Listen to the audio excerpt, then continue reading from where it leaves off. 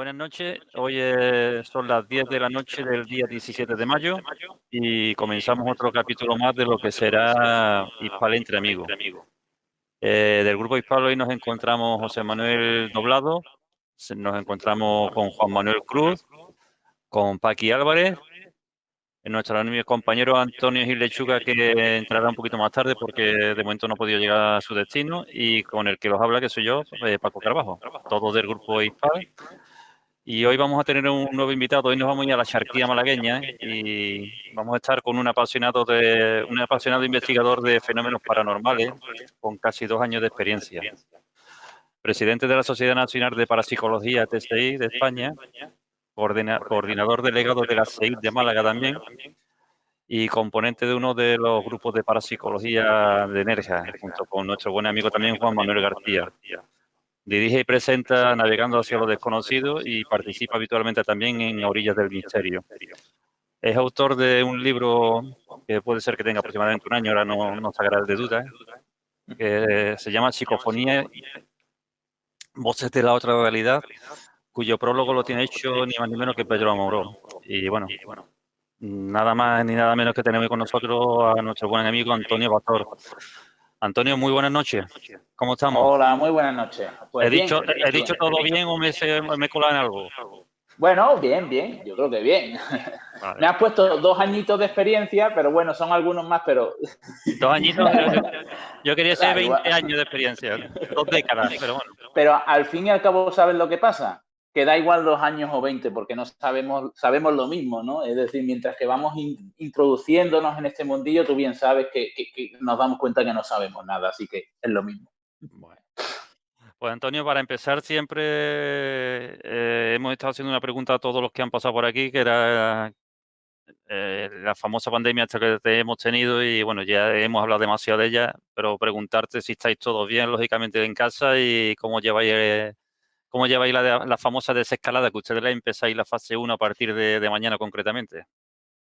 Pues bien, dentro de lo que cabe, como podemos decir, yo creo que casi todo el mundo, dentro de lo que cabe bien, porque no es grato el hecho de estar confinado, de estar con la privacidad, con privarte de la libertad, del poder abrazar a tu gente, del poder estar con los seres más queridos en estos momentos que la angustia se cierne sobre nosotros, sobre todo cada noche cuando vamos a intentar conciliar el sueño y nos damos cuenta de lo que hay, ¿no? Pero bien, con ánimos y sobre todo pues con la esperanza de que, bueno, de que todo vaya volviendo poquito a poco a su normalidad y podamos disfrutar todo de lo que nos gusta, ¿no? Antonio, antes de entrar en el trapo, ¿no? Del tema del misterio, quería preguntarte un poquito más sobre tu vida personal, a qué te dedicas y demás, para conocerte un poquito. Bueno, yo soy contable en una empresa y luego aparte, bueno, sabéis que también me dedico al tema de rutas de misterio, porque es una forma también de acercar este mundo a muchas personas que se intrigan por lo que pasa en su ciudad, en su pueblecito, de esas historias muchas veces no contadas o no lo bien contadas que se deberían de hacer, por lo menos con esa cercanía, ¿no? Y bien, y luego aparte, pues siempre llevo mis cositas y mis proyectos. Ahora estoy con el tema del libro, de intentando, bueno, haciendo proyectos para otros futuros libros y, bueno, siempre moviéndome, ¿no? Que es lo interesante. ¿Y cómo entras en el mundo del misterio, Antonio? Bueno, yo creo, normalmente se hace esta pregunta, ¿no? Pero es difícil de responder, porque yo no recuerdo el momento en el que yo me empiezo a interesar por este mundillo, porque es que desde que tengo uso de razón siempre me ha interesado, ¿no? Siempre he intentado plantear mil hipótesis sin conocimiento ninguno desde pequeñito. Siempre he mirado ese otro lado, esos fenómenos que ocurrían en muchos lugares que uno escuchaba, ¿no? Y siempre me ha interesado, no sé, no te puedo decir el momento en el que yo empiezo a interesarme. Sí te puedo decir más o menos el momento en el que yo me involucro de lleno en el mundo del misterio. Es aproximadamente a los 17 añitos, cuando yo ya, esa inquietud, yo notaba que trascendía a más, ¿no? Y necesitaba respuestas. Lo curioso es que después de, como bien decía Paco, después de 20 años de buscando esa respuesta, pues sigo sin esas respuestas y con muchas más preguntas, ¿no? Y es lo que quizás nos engancha a muchos de nosotros a este mundillo. Antonio, buenas noches, yo soy José Manuel. Del mundo Buenas, del José misterio, Manuel. del mundo del misterio, que es amplio, esto abarca muchísimas cosas. Para ti, ¿cuál es el que más te llama la atención? Parte del tema de la psicofonía y... Bueno, el mundo del misterio, como tú bien dices, abarca muchísimo, ¿no? Y el misterio no es solo lo que se conoce como misterio, sino simplemente el estudiar la mente, ¿no? El poder de la mente. La parapsicología es eso. Los fenómenos si kappa, si gamma, todo eso tiene que ver con esa mente, ¿no? Y quizás a mí lo que más me intriga, ya no solo el aspecto que más me interesa, que siempre ha sido la psicofonía, porque lo he entendido como esa parte más tangible, más objetiva, una especie de prueba de que esos fenómenos ocurren, ¿no? Sino lo que más me interesa dentro de toda esta fenomenología es la influencia que pueda tener la mente.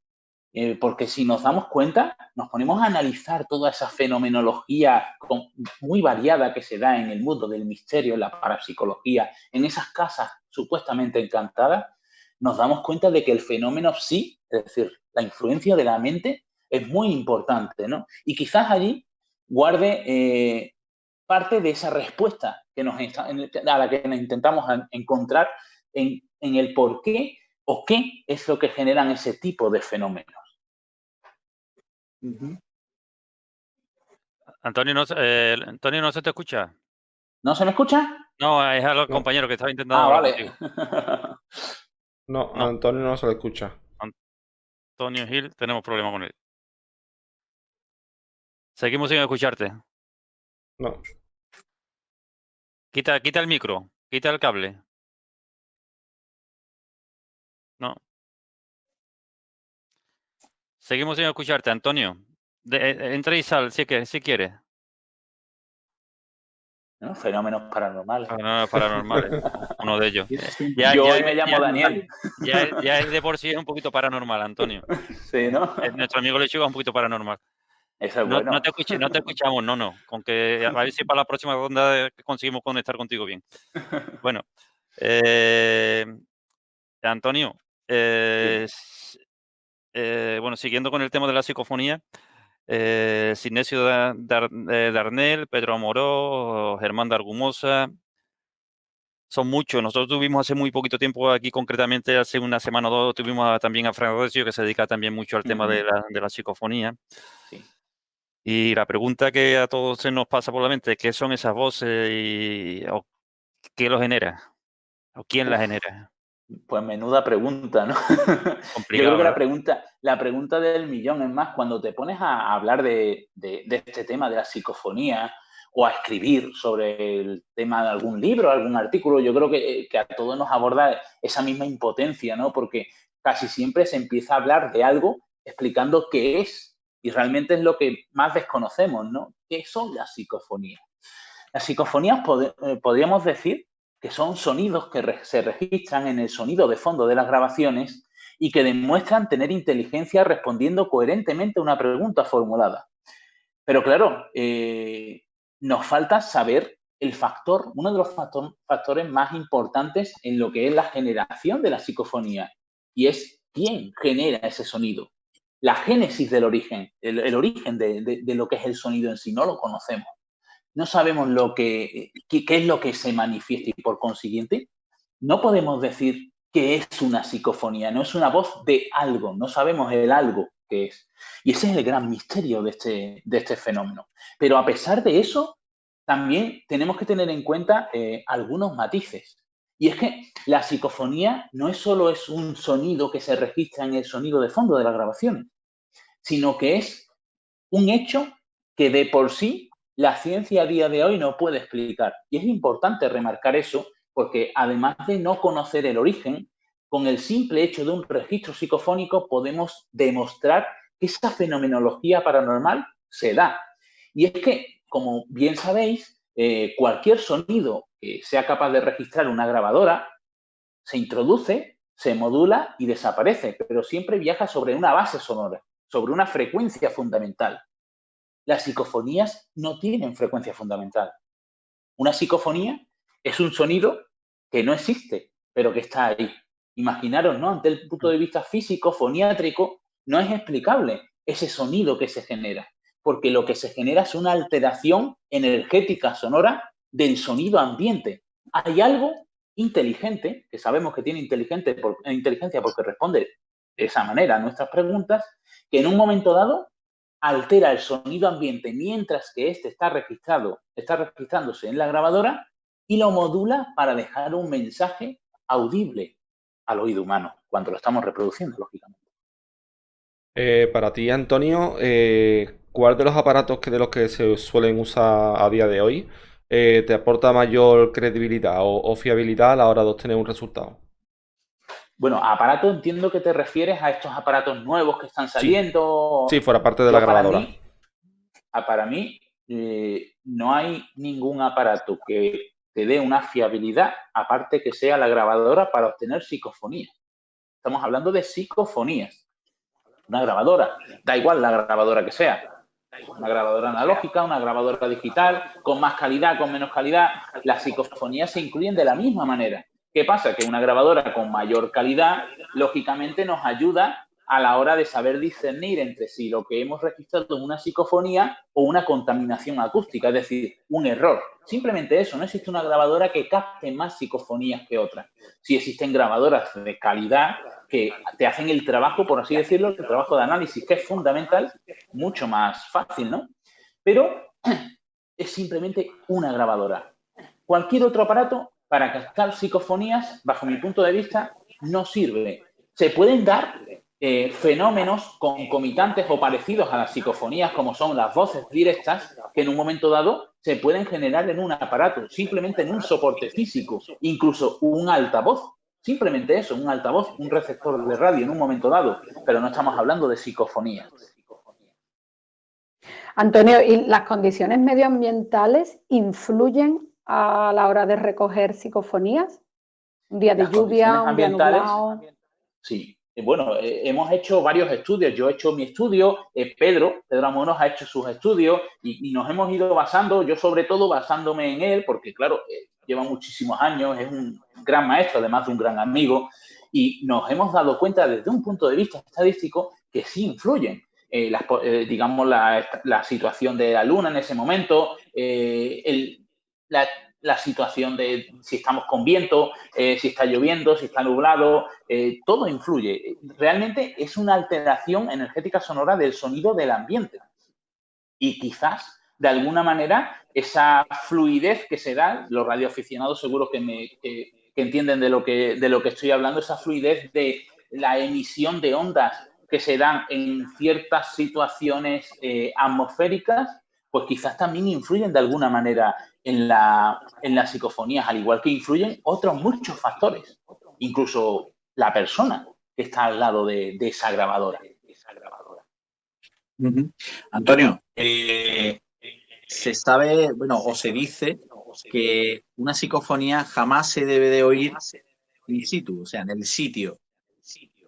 Para todas aquellas personas que son un poquito más de mente, un poquito más débiles en ese sentido, ¿se puede decir que hacer psicofonía puede ser peligroso? Bueno, es una buena pregunta, porque la gente, fíjate, lo voy a asociar con el fenómeno Ouija. Siempre escuchamos Ouija y parece que se nos eriza el vello, ¿no? Es decir, tenemos miedo en la Ouija, no, es lo mismo. Es el mismo peligro el que se tiene realizando una sesión psicofónica al de la Ouija. Y es simplemente el ser lo suficientemente maduro psicológicamente, estar preparado psicológicamente para afrontar un resultado. Yo no conozco a nadie que haya muerto porque le haya pasado algo realizando transcomunicación instrumental, en el sentido de que le haya surgido algo y demás, pero sí conozco a gente que se ha condicionado ante un resultado, porque a veces, bueno, no a veces, en la mayoría de las veces los mensajes no son tan amables y tan gratos como deseamos, y hay que estar preparados psicológicamente, tener los pies en el suelo y sobre todo ser conscientes de que no sabemos con qué contactamos. Y ese es el verdadero peligro de las psicofonías y de todo lo que es transcomunicación instrumental, de esa ouija, del espiritismo y de estos fenómenos.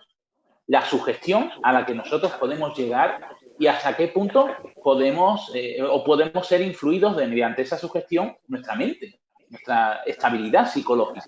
Y ese es el verdadero misterio y el verdadero peligro de estas prácticas.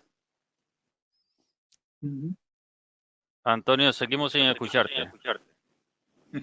¿Por qué no? Quítale el cable al micrófono. No, no te escuchamos. Ah, Si yo quítale el... Nah. Vale, pues no te escuchamos, no sabemos qué problema tiene. Te damos el día libre. Venga, porque si no es para nada. Bueno, seguimos, Antonio. ahora. Ahora sí te escuchamos. ¿Ya? Sí, no te muevas. Aleluya. Antonio, Buenas, ¿qué pasa? a ver, cuando has ido a hacer psicofonía, ¿has utilizado lo que es tecnología de ahora con portátil, micro, y has podido escuchar alguna psicofonía sin en directo y en la que hayas dicho que te vaya abajo? No te he escuchado bien. No, suena como He escuchado, psicofonía. Me has dicho que si he hecho algunas psicofonías con portátil, con micrófono y demás, y luego escucharla en directo. Bueno, está poniendo un programa que la puedes estar escuchando, haciendo preguntas y escuchando, viendo a lo que te sale algo. Analizándola directamente. Sí, no, es una práctica que suelo realizar. Es decir, habitualmente yo lo que hago es poner incluso ya no solo en el portátil, sino en la tablet o en las grabadoras le pongo retardo para yo ir escuchando lo que se va registrando. Por si en un momento dado noto, detecto, percibo de alguna manera una intrusión. No es que, lógicamente, no es que vaya a escuchar directamente lo que dice, pero sí puedo captar que hay algo, incluso lo marco en lo que es la tablet, en el ordenador, y suelo escucharlo allí in situ. ¿Por qué?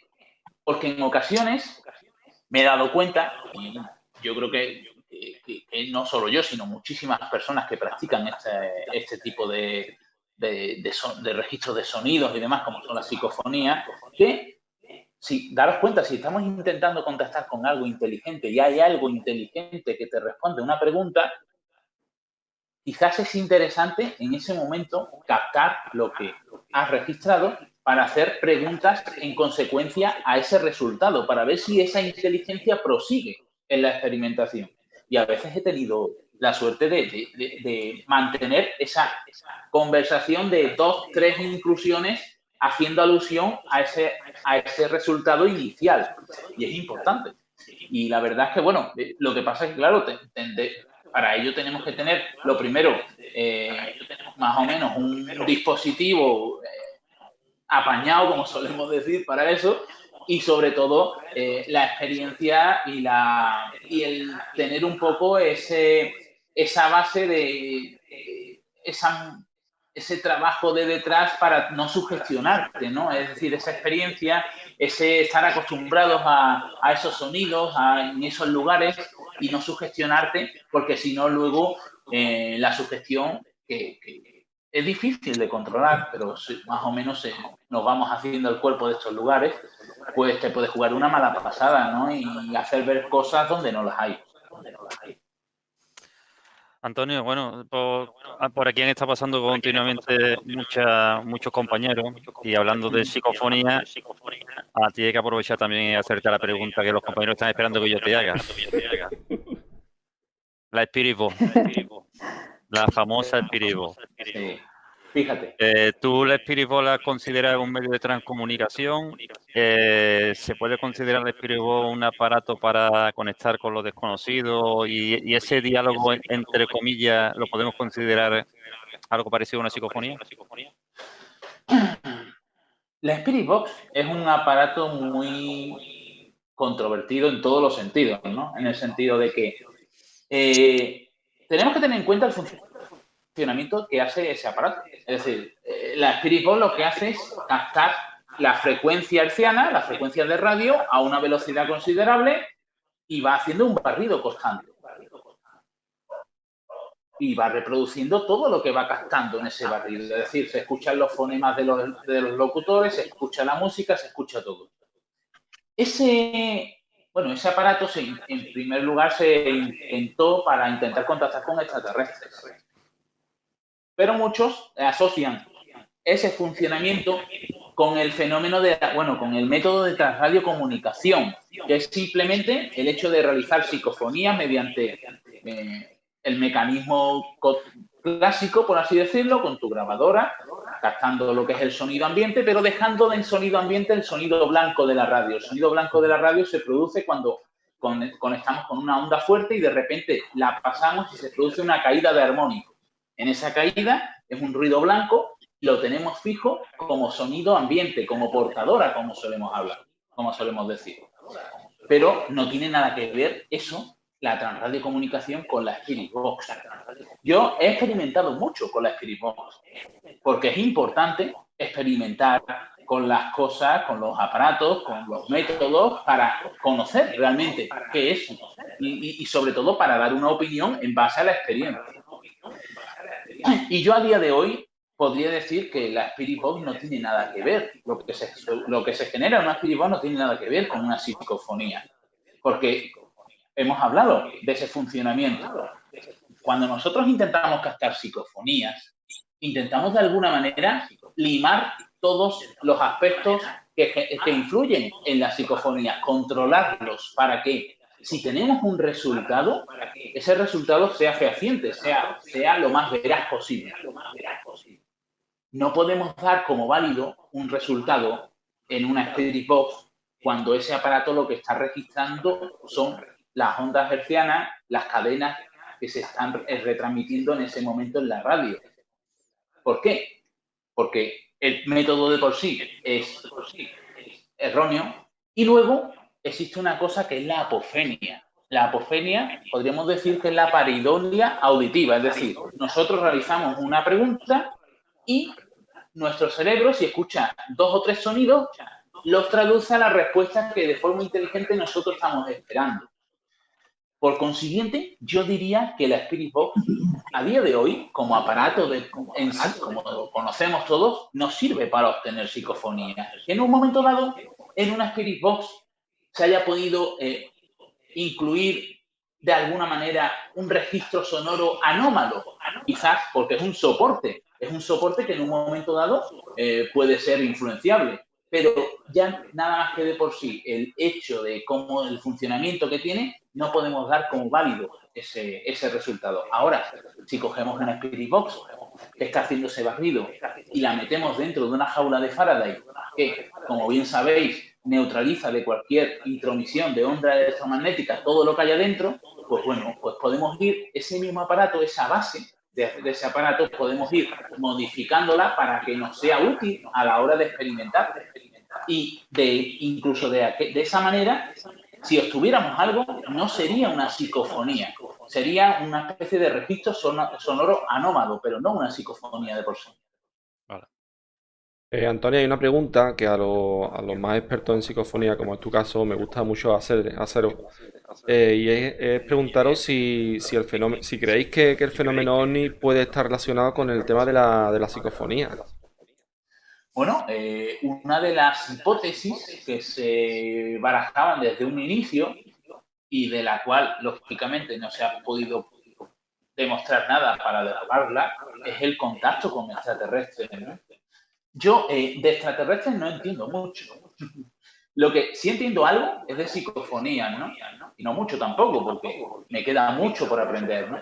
Pero yo a día de hoy tampoco puedo decir que no sea un supuesto contacto con algo de otro planeta. ¿Por qué no? Sería de no tener la mente muy en su sitio el pensar que estamos solos en el universo, ¿no? Y quizás de alguna manera haya algo allí, en ese otro lado, no hablando de ese lado de la muerte, sino de ese otro lado fuera de nuestro planeta, que nos esté controlando o que sepa más que nosotros, que tenga ese nivel de desarrollo psíquico más potenciado y que en un momento dado pueda contactar con nosotros. Es una hipótesis, no podemos decir, no podemos negarla, pero para mí no quiero decir que no sea una posible hipótesis, digamos, a tomar en cuenta, pero no se ciñe en lo que yo he estado experimentando. Antonio, mis compañeros me van a reñir, pero yo te voy a hacer 2 preguntas en una, cortita. Venga. ¿Es lo mismo mimofonía que psicofonía? Y otra cosa, ¿la psicoimagen funciona igual que la psicofonía, pero en imagen? Buenas preguntas. No creo que te riñan. Bueno, pero luego no pregunta, que me la ha pisado. Bueno, mimofonía, hay gente que la mimofonía la asocia a lo que es el fenómeno de la parafonalia. No sé si te refieres a eso. Mimofonía o parafonalia es una voz a viva voz, por así decirlo. Sí. Y la psicofonía es un registro sonoro. Son cosas diferentes. Quizás la génesis no sea diferente, es decir, sea la misma génesis. El origen, ¿quién genera eso?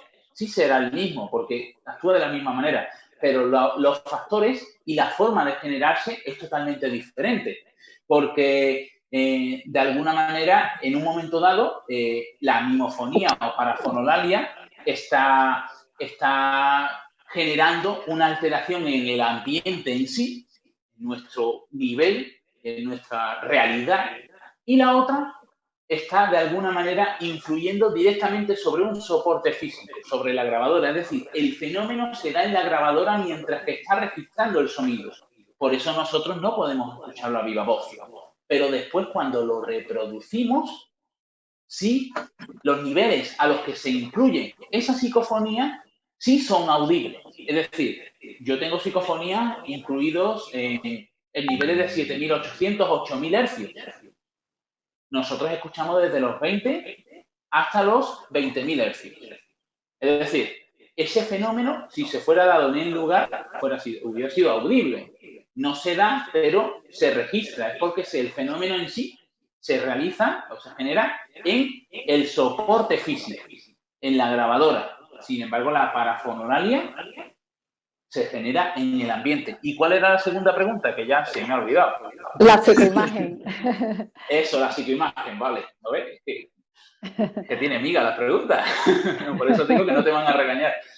Las psicoimágenes, fíjate, la psicoimagen se genera por una retroalimentación lumínica. Es decir, cuando nosotros cogemos una psicoimagen es simplemente coger un monitor, un televisor, neutralizado de toda antena posible, es decir, neutralizado, incluso si pudiera ser todo metido en una jaula de Faraday mejor, y colocar una videocámara a 1 metro, 1,20 m de distancia en un ángulo de 45 grados, hacemos zoom en la parte inferior. Bueno, hay 2 o 3 métodos de psicoimagen, pero realmente lo que estamos haciendo es ver en el televisor lo que estamos reproduciendo en la cámara y grabar en la cámara lo que estamos reproduciendo en el televisor. Se produce una retroalimentación lumínica. Yo diría que el proceso en sí es diferente, pero realmente el hecho quizás sea el mismo. Y me explico. El proceso, desde un punto de vista físico, es diferente porque nosotros estamos aportando una retroalimentación, un tipo de energía. El sonido en sí, aunque es verdad que el sonido en sí, no existe el silencio, aquí no existe el silencio, nosotros no podemos estar para escuchar el silencio, tendríamos que irnos en el espacio porque el simple roce molecular genera sonido, pero sí es verdad que la irrupción energético-sonora que se produce en una psicofonía no corresponde a la energía de por sí del sonido, sino corresponde a la energía del lugar. Sin embargo, en una psicoimagen estamos aportando nosotros totalmente la energía. Entonces yo, para mi punto de vista, el proceso en sí es diferente, pero quizás el hecho en sí sea el mismo, es decir, que esa supuesta entidad, esa supuesta inteligencia, en un momento dado simplemente influye en un lado con las psicofonías en la grabadora y en otro lado en la psicoimagen en la videocámara en sí. Por eso diría que se producen de forma diferente, pero quizás en base al mismo hecho en sí. Antonio, vamos a ver, mira, yo tengo una pregunta que te voy a hacer. Yo creo que en esta pregunta sí que me van a llamar la atención cuando se acabe todo esto. Vamos. A ver en dónde nos va a meter. A ver, Antonio, mira, tú sabes igual que todo el que estamos metidos en este mundillo, vemos muchos grupos de todo tipo. Voy a beber agua porque me estoy esperando la pregunta ya. Sí, sí. Con muchos aparatos, muchos artilugios. Yo me acuerdo antiguamente se hacían psicofonías con Nagrand, se hacía con cassette, un día con digital. Pero es que hoy se ha perdido esto. Ya cada vez que ves un programa, ves que la gente va con la Spirit Box solamente. Por lo menos en lo que yo veo. Claro, mi pregunta es, ¿se ha perdido esa magia del cassette? Fíjate, y a mí me gusta mojarme, ¿no? Porque me gusta decir las cosas tal como las pienso, porque es importante exponer. Para mí se ha perdido mucho más. Porque como tú bien dices, se va con la Spirit Box. Se va a lugares que quizás están en la otra punta de España, recorrer kilómetros con un simple móvil. Sin control ninguno de la experimentación. Por eso digo que no solo se ha perdido por el hecho de ir con una simple Spirit Box y listo, ¿no? Es importante también que la gente disfrute, que la gente vaya, que la gente lo pase bien. Pero si lo que intentan es experimentar, es importante que se formen, que se informen, que comprendan lo que es el fenómeno. Que todos esos aparatos que muchos llevan sepan cómo funcionan.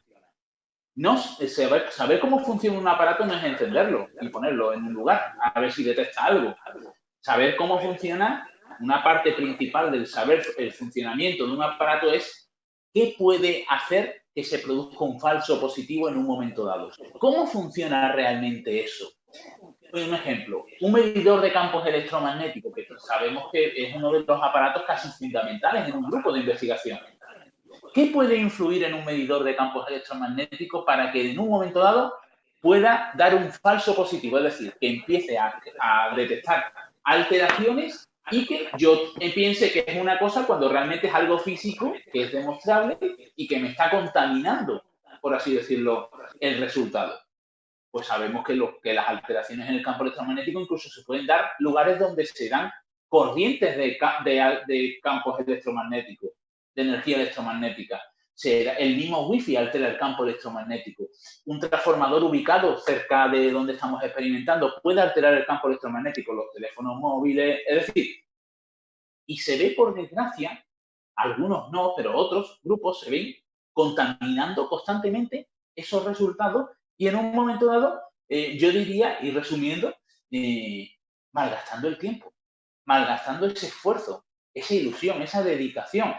Porque y me consta, yo sé que todos esos grupos hacen todo ese esfuerzo con la mayor ilusión del mundo, con el intentar obtener algo, ¿no? Para quizás responder a esas preguntas a las que hacíamos alusión al principio, ¿no? Esas preguntas que todos nos hacemos. Pero de la misma manera que irrumpen en este mundillo con esa ilusión, deberían de hacerlo también formándose para que todo ese esfuerzo, todas esas horas, todos esos kilómetros, el frío que se pasa, el calor, todo eso valga la pena en algo, en que si obtenemos una simple psicofonía, sepamos que esa psicofonía es real, es un resultado veraz, es objetivo, y no tener siempre la duda o no poder demostrar a nadie, a ningún escéptico, a ningún detractor, el hecho de haber obtenido ciertos resultados porque nuestro proceso, nuestro método de experimentación no es el correcto. Y es importante, ¿no? Además que, lo vuelvo a repetir, que también es importante disfrutar con lo que se hace, ¿no? Pero hay que intentar buscar ese nivel. Y yo creo que todo eso sí se está perdiendo. Se está de alguna manera, yo creo que confundiendo la investigación, la experimentación, la parapsicología con el urbe. El hecho de ir a los lugares abandonados a vivir experiencias, a hacer fotografías y a pasar un buen rato, que también es interesante, ¿no? Pero yo creo que deberíamos de buscar ese ese punto medio para hacer todo esto con cierta formación, cierta base y aportar algo en este mundillo. Antonio, ¿me escuchas ahora? Sí. Ahora sí. Sí, ahora sí. Oye, para ti, lo que es la psicofonía, ¿qué es lo que es? ¿La grabación de un espíritu, de un fantasma, o puede ser una grabación de espacio-tiempo de otro lugar, de otro siglo? ¿Qué es para ti? Fíjate, es difícil de responder, porque si nos basáramos simplemente en los resultados que se han obtenido a lo largo de muchísimos años por muchísimas personas, nos encontramos de todo. Es decir, nos encontramos con esa especie de sonido que responde de forma inteligente a una pregunta, con sonidos que incluso te hacen que la información que te vierte en esas psicofonías y la manera en la que te la vierte te hacen pensar que estás contactando con alguien conocido incluso por ti y que ha fallecido. Pero también nos encontramos con situaciones en las cuales obtenemos resultados sonoros de una especie de como si en un momento dado esos ecos de lo que supuestamente ha ocurrido en ese lugar se hayan quedado allí y nosotros hayamos sido capaces de registrarlo, como el ejemplo de Belchite, ¿no?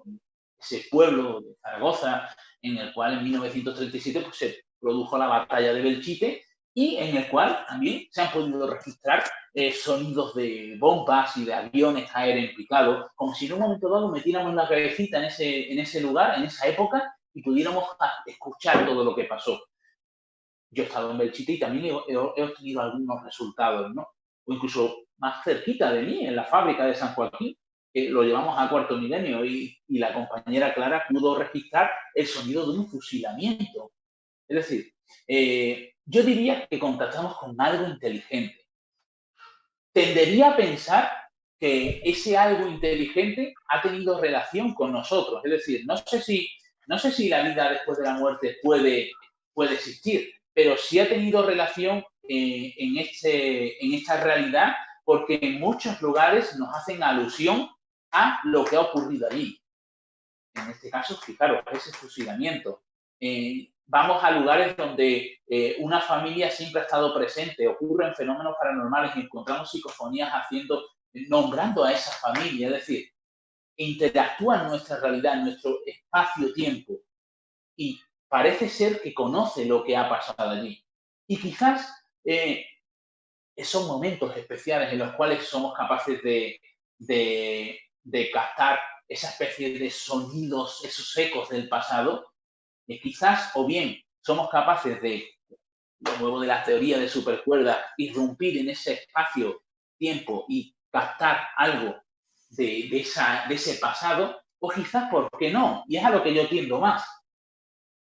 Si en un momento dado una psicofonía es algo inteligente, transmitiéndote un mensaje, ¿por qué tenemos que limitarnos en pensar que simplemente ese mensaje tiene que ser con una voz, pronunciando algo? Quizás haya lugares, como es Belchite, como es la fábrica de San Joaquín y otros muchos, en los cuales se transmita más haciéndote escuchar lo que pasó allí que una simple voz, ¿no? Y quizás nos encontramos en ese momento de tender hacia la hipótesis trascendental, la hipótesis de que contestamos con algo inteligente y que tiene mil maneras de mostrarnos ese mensaje, o que quizás nos encontramos ante dos fenómenos diferentes. Yo tiendo, no la hipótesis trascendental, porque no lo sé, pero yo tiendo a que contestamos en todo momento con algo inteligente y que tiene mil maneras de transmitirte esa información. Antonio, vamos a dejar un poquito el tema de la psicofonía y vamos a meterte por otra vereda. Eres presidente de la Sociedad Nacional de Parapsicología TCI de España, eres coordinador delegado del TCI, de la SEIT también en Málaga.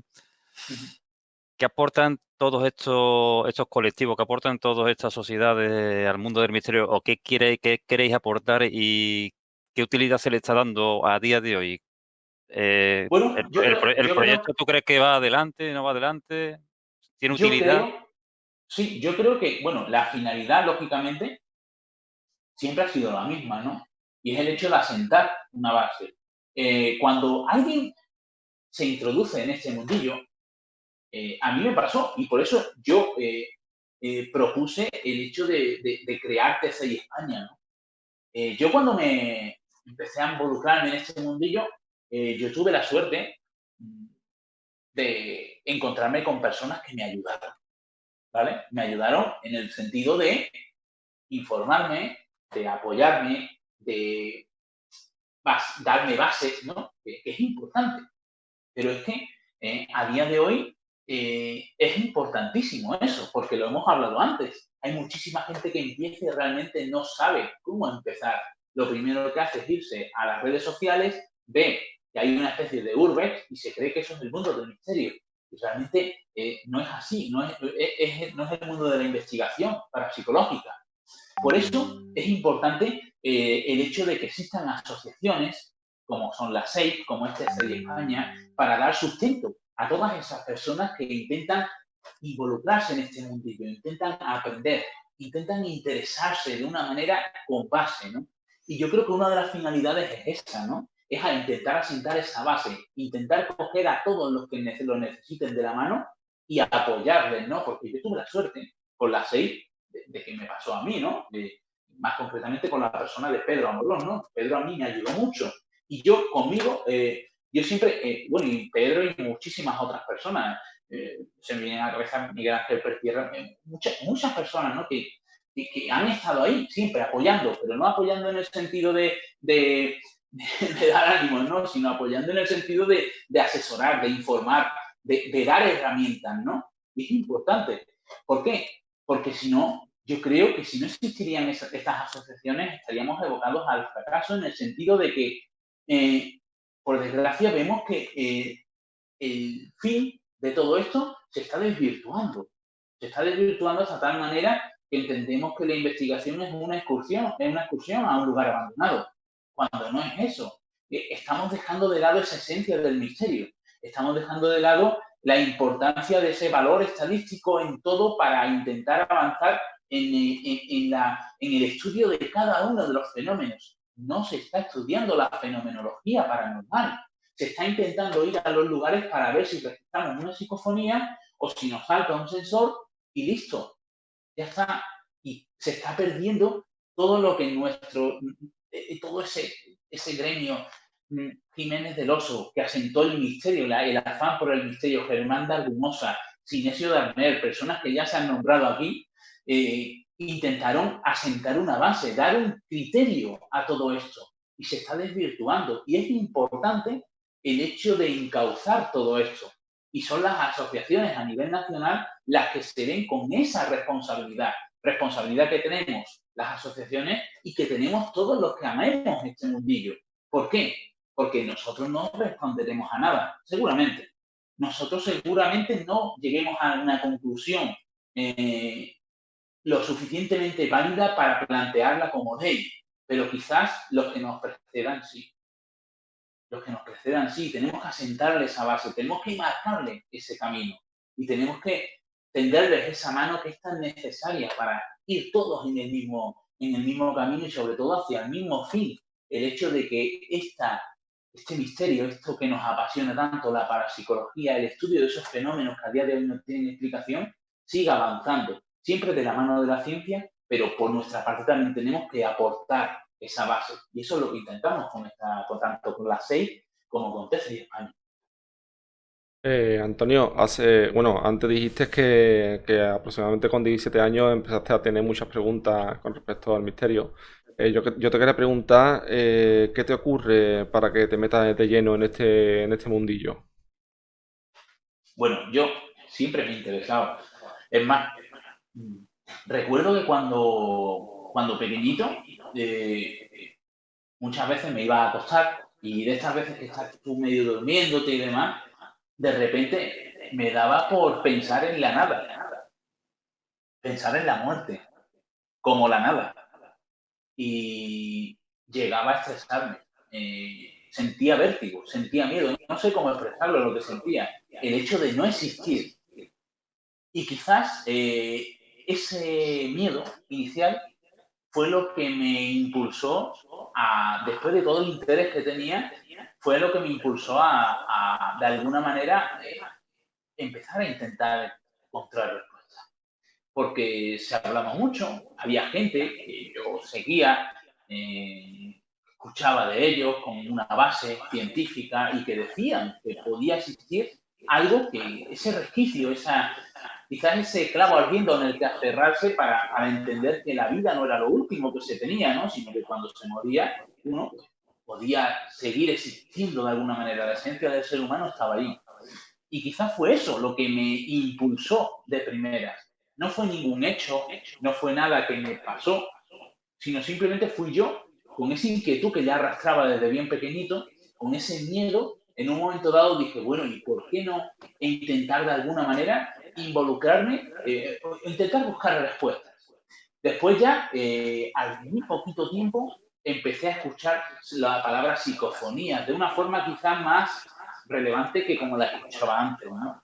Y me metí en el mundo de las psicofonías casi con miedo de intentar obtener una solución al hecho.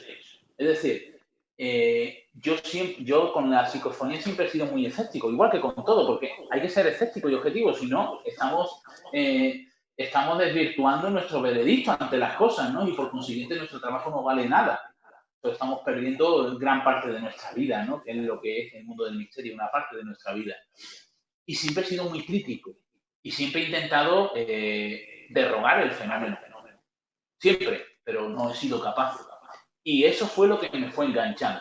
El inicio, el impulso fue esas ansias de buscar respuestas hacia el miedo que yo tenía a la muerte. Lo que me enganchó fueron las psicofonías y el ir viendo cómo el fenómeno que yo entendía que era esto se transforma en un mundo que no somos capaces de abarcar. Antonio, en el programa que tú diriges, programa de radio que tú diriges, Navegando hacia lo desconocido, ¿qué podemos encontrar? Bueno, el programa ahora mismo está en stand-by desde hace un tiempo porque surgieron problemas con la emisora y demás y tuvimos que acortar. Pero allí, fíjate, hice 2 temporadas completas y yo creo que podemos encontrar de todo, porque intenté hacerlo así. Yo no me propuse hacer un programa durante un periodo grande de tiempo, sino intenté exprimir al máximo cada minuto. E intenté de alguna manera traer amigos, como lo que estáis haciendo vosotros, ¿no? Traer amigos que pueden aportar, amigos que pueden dar su parte de realidad y de verdad en los fenómenos que ellos siguen viviendo o que ellos han estudiado de primera mano.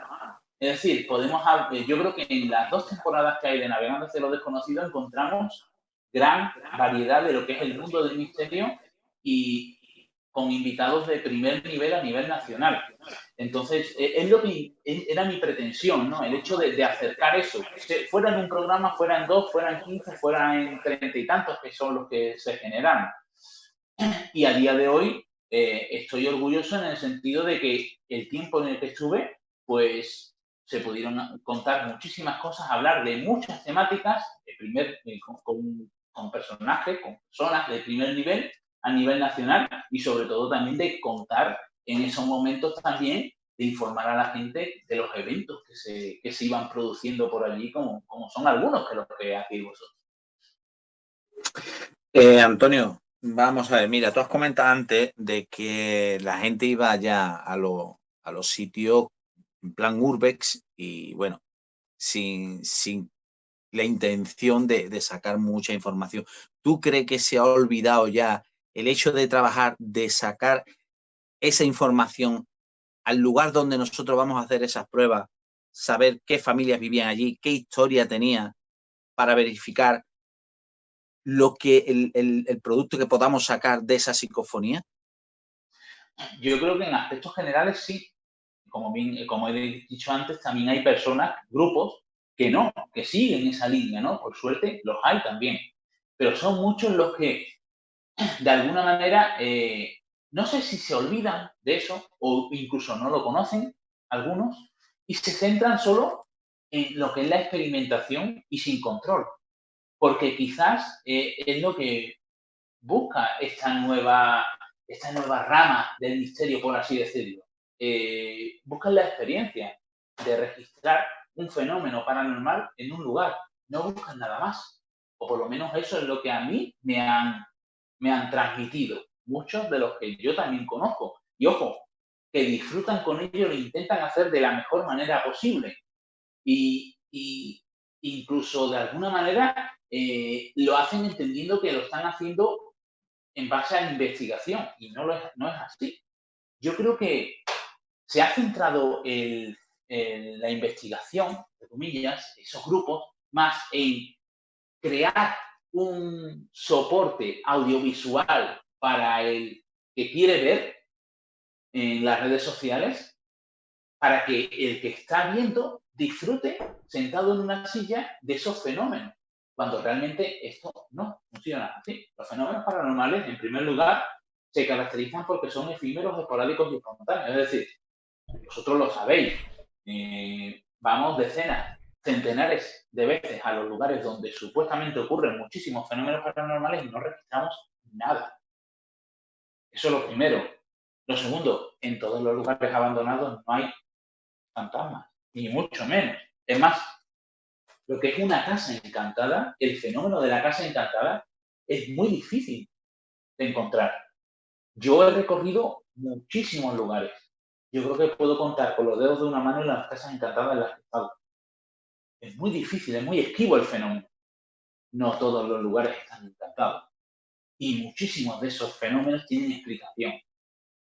Pero parece que hemos dejado un poco de lado a eso y hemos optado más por crear esa experiencia a todo el que nos quiera ver y de alguna manera hacer pasar un buen rato, que también es muy importante, que lo he dicho ya creo que 4 o 5 veces, pero es importante que quede claro eso, ¿no? Yo no quiero hacer de abogado del diablo de nadie, ¿no? Pero sí es importante plasmar un poco la situación actual, y hay que decirlo.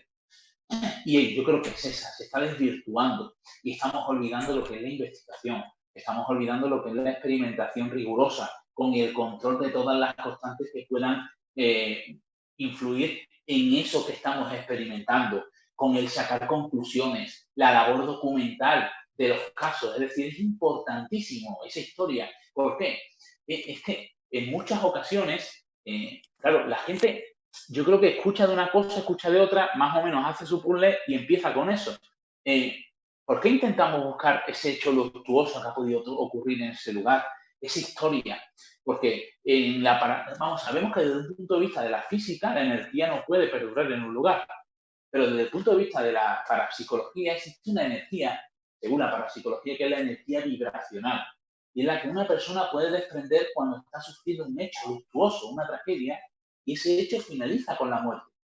Es en ese preciso instante cuando una persona puede impregnar, puede generar una impregnación ambiental, un soporte energético en un lugar. La historia del lugar es importantísima. La situación psicológica a la que se ven sometidos en ese momento en el que se producen los fenómenos paranormales, los habitantes de esa casa, es importantísima también. Fijaros que es que en la historia lo vemos. Lo que pasa es que a veces hay que pararse para verlo. Fijaros qué importante es el hecho de tener la formación necesaria. Al principio, cuando surgió el misterio de esa forma a la que la entendemos ahora, con Jiménez del Oso exponiendo lo que era el misterio, si nos damos cuenta, existía el investigador de fenómenos paranormales. Yo creo que a todos se nos viene a la mente ese esquema de Argumosa, ¿no? Esa persona que nada más que con la templanza de esa mirada te hacía imponer respeto, ¿no? Y seriedad. Pero luego surgieron los grupos de investigación. Uno de los primeros grupos de investigación que surgió aquí en España fue el grupo ETA. Padre Pilón se nutrió de lo que pasaba en otros países porque simplemente, y aquí este es el dato, se dio cuenta de que una persona de por sí no podía abarcar la formación e información necesaria para poder esclarecer un caso. Por eso necesitamos de un equipo multidisciplinar para estudiar los fenómenos paranormales. porque nos encontramos ante fenomenología. Daros cuenta que a día de hoy la ciencia no tiene explicación para ella y nosotros intentamos esclarecerlo de alguna manera. Por eso es importante saber diferenciar entre lo que es tener una buena experiencia e investigar. La investigación en parapsicología, ¿no? Y algo totalmente diferente que se está desvirtuando. Antonio, nosotros le diríamos a chavales nuevos que quieren entrar en el mundillo y eso a investigar, que lo primero que tienen que hacer es no ir del tirón por la noche a cualquier derribo, a cualquier sitio, sino que vaya por el día, que vea aquello y que nunca vayan solos. ¿Qué consejo le darías tú? Hombre, eso es una cosa fundamental. ¿Por qué? Yo no he visto a nadie morir porque les pase, se le presente algo, ¿no? Porque vean algo, pueden pasar miedo, pueden sugestionarse, pero es que tú has dado en la clave. Estamos hablando de visitar derribos, lugares abandonados, cayéndose a cacho. Ir de noche sin haber reconocido el lugar y además solo es una temeridad. Eso sí que da miedo, no los fenómenos paranormales. Eso, ahí está el verdadero peligro. Yo les daría ese mismo consejo. Lo primero, por tu seguridad. Siempre hay que ir acompañado. Siempre, en todo momento tienes que ir acompañado, no quedarte solo. Y lo segundo, también, si vamos a experimentar, simplemente experimentar en psicofonías, tendremos que reconocer el lugar. Tendremos que ver cuáles son los focos que pueden generar, ya bien de día o de noche, cualquier ruido al que nosotros no estamos acostumbrados, porque es la primera vez que vamos allí. Si vamos a realizar barridos electromagnéticos, tenemos que ver si hay algún tipo de foco también que pueda generar alteraciones en el campo electromagnético. Es decir, lo primero y principal por nuestra seguridad, eso es fundamental. Y lo segundo, porque si intentamos hacer un trabajo lo más correcto posible, tenemos que tener totalmente el perímetro controlado para ello, ¿no? Y tener controladas todas las constantes que pueden influir en esa noche de experimentación. Antonio, vamos a aprovechar que hablamos con un gran conocedor de la zona malagueña, de la charquía malagueña, y vamos a preguntarte por quizás los casos más emblemáticos que están por la zona. Y evidentemente uno de ellos es Cortijo Jurado. Imagino que has estado en él, que has tenido experiencias en él. A mí particularmente, yo estaba viendo un poquito de su historia, conocí algo de su historia, de la familia Heredia, de los Larios, de las incidencias que ya habían pasado. ¿Por qué nos cuenta un poquito tú sobre Cortijo Jurado y fundamentalmente tus sensaciones cuando has estado allí?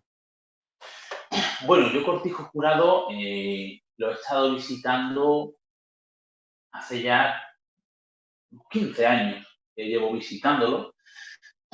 Por suerte, fíjate, he estado unos cuantos meses hemos estado dando la posibilidad de acercar Cortijo Jurado directamente a todas las personas que querían, haciendo rutas dentro de Cortijo Jurado. A algunos les parecía bien, otros mal. A mí me parece estupendo porque hay gente que no podía entrar ahí y ha podido entrar, visitar, conocer la historia dentro de Cortijo Jurado. Es un lugar histórico aquí en Málaga. Y Cortijo Jurado es una casa veraniega construida en 1853 en un altozano en el pueblo de Campanillas, por una de las familias influyentes en esa época, la familia Heredia. La familia Heredia venía desde el norte, del País Vasco, y se estableció en Málaga para emprender diversos negocios. Y el que les dio más resultados fue la metalurgia. Bueno, a día de hoy todavía esos altos hornos siguen adornando las costas de Málaga. Y necesitaba un lugar, una casa de recreo, de verano, para disfrutar, ¿no? Para desconectar. Y se construyeron Cortijos Jurados. Desde 1853 hasta 1925, he de decir que en esa casa no solo vive la familia Heredia, sino que vive la familia Heredia, los Larios, los Livermore, los Loring, es decir, familias importantes de la época. Familias que además de tener esa casa, también eran propietarios de Cortijo Colmenares, un cortijo más o menos parecido a nivel, a menor escala que Cortijo Jurado, pero con la misma línea y que está aproximadamente a 1,5 kilómetros de distancia. ¿Por qué os digo eso? Porque, bueno, se empieza a rumorear en Málaga, en Campanillas, que empiezan a haber desapariciones extrañas.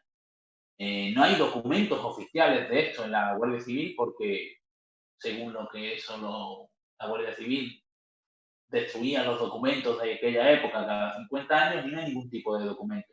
Pero sí es verdad que esa memoria popular sigue latente en Campanillas y en Málaga a sabiendas de que allí pasaba algo, ¿no? Y se produjeron en esa época, entre 1853 y 1925, desapariciones de niñas entre 16 y 19 años, que en primer lugar, según contaban, eran invitadas a cortijo jurado. Lógicamente, imaginaros a cualquier persona que le invitaran a una casa señorial de esa magnitud, ¿no? Pues era un privilegio. Y posteriormente eran secuestradas para que dentro de cortijo jurado en la capilla, una capilla sacralizada, por cierto, que tiene cortijo jurado, se les sometiera a todo tipo de ritos satánicos y masónicos. No porque esa gente fueran satanistas o masones, sino que simplemente, por lo visto, eran gente caprichosa, que les gustaba picotear de una cosa o de otra. Y finalmente esos ritos finalizaban con la muerte de esas niñas. De esos cadáveres, por lo visto, se deshacían de ellos. Hay diversas hipótesis, unos dicen por un túnel. Cortijo Jurado, en el patio central de Cortijo Jurado, hay un pozo, no un pozo de agua, un pozo el típico con brocal y con agua dentro, sino un conducto con escaleras que tenía una gruta artificial abajo, un pozo de 18 metros y medio, una gruta artificial enfocada hacia lo que es el río y Cortijo Colmenares. Y muchos dicen que de esos cadáveres se deshacían ahí, ¿no? Lo curioso es que desde hace muchísimo tiempo son muchos los testigos que han podido presenciar allí situaciones extrañas. No solo testigos relacionados con el mundo del misterio, sino personas que en un momento dado han pasado por allí y simplemente por el impacto visual que genera Cortijo Jurado, pues se han bajado y se han intentado acercar para hacer fotografías. Y son muchos los testigos de ese tipo que han podido ver luminarias entre sus habitaciones, incluso son algunos los que han podido presenciar que cuando iban subiendo por la puerta principal, lo que antes era la puerta principal, ahora ya es inviable porque está rebajada, lo que era la puerta principal, pues decían presenciar la figura de un hombre como vestido de mayordomo y una mujer al lado, como si fuera su ama de llaves, y cuando se acercaban para intentar preguntarles si podían entrar, porque entendían que estaban esperándoles para hablar con ellos, de repente se deshacían, se desvanecían como si de un holograma se tratase. Es decir, situaciones en las cuales, no sé, te hace despertar un poco la curiosidad. Y es a partir del año 2004 cuando Cortijo Jurado sale en Milenio 3 y, digamos, se exponencia a nivel mundial. Todo el mundo ya empieza a conocer Cortijo Jurado y se convierte, por así decirlo, en una especie de por aventura de los fenómenos paranormales. Yo allí he podido vivir experiencias muy, muy extrañas. He estado con muchísimas personas, investigadores que no suelen amedrentarse, están acostumbrados a estar en lugares así, no suelen amedrentarse por estar en esos sitios y han pasado miedo. He visto como a una persona que tenía esa capacidad, esa percepción, esa sensorial, un medium, de repente empezaba a dolerle la espalda y tenía 5 señales de arañazo en la espalda. He visto situaciones en las cuales puede entrar en juego nuestro fenómeno mente-materia, si capa, pero sí es verdad que he visto situaciones un tanto insólitas y también he registrado psicofonías bastante interesantes. Y Cortijo Jurado para mí es un lugar bastante especial dentro de lo que es el fenómeno paranormal y yo creo que es conocido a nivel nacional, ¿no? Quizás también por esa historia, pero también por lo que muchos investigadores han vivido ahí dentro. Incluso Antonio, se filmó un cortometraje, ¿no?